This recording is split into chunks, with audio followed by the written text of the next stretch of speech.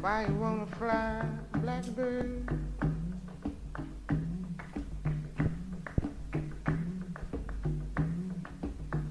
You ain't ever gonna fly. Whether my skin can pass your brown paper bag test, I still check yes when I have to apply my race, and it makes me wonder race days when I face prejudice from those who only had 2 shades lighter than caramel cares, evil stares from those who turn noses in the air because my skin was lighter than theirs. My African ancestral trees have been diluted and uprooted from fertile streams, but light skin, dark skin, African Americans, we all have the same equality dreams.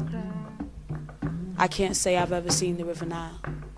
I can't say I've ever walked the South African or Liberian mile with hungry dogs waiting and children praying as I walked by, but I do know Africans, not Afro-wearing Americans, but Africans that had to fight that fight and still survive. So how could I feel justified, or better yet dignified, using African to describe me? I come from a place where barefoot children play.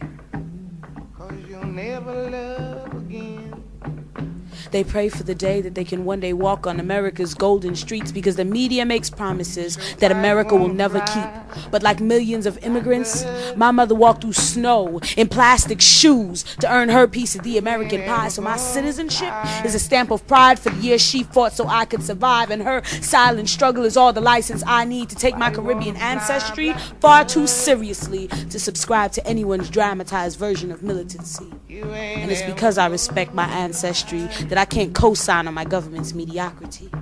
I can't co-sign by singing my country, 'tis of thee, because this country owes way too many liberties, not to me, but to the Mocha men and women that fought for last breath under Vietnamese treason. Please, let's not even talk about Iraq, because I still pray that Buddha makes it back.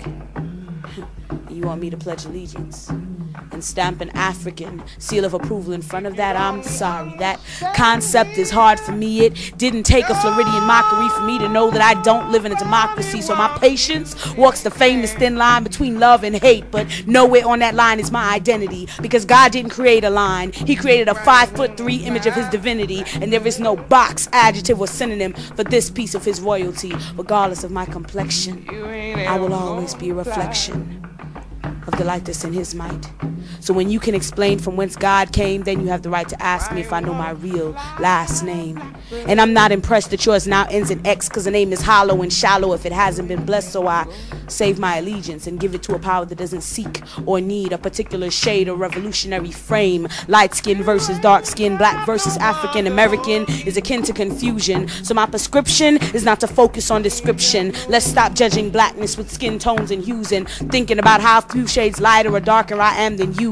Let's give our attention to BET, that now stands for rehearsed freestyle rhymes, half-dressed hoes and pimps and manolos, cause you're yo. Light-skinned, dark-skinned African Americans are too busy arguing over boxes to raise our kids. Too busy judging my patriotism and Afrocentric authenticity. Too busy talking the talk of revolutionaries to see how they're stumbling our seeds. But fortunately for me, there is a box labeled other.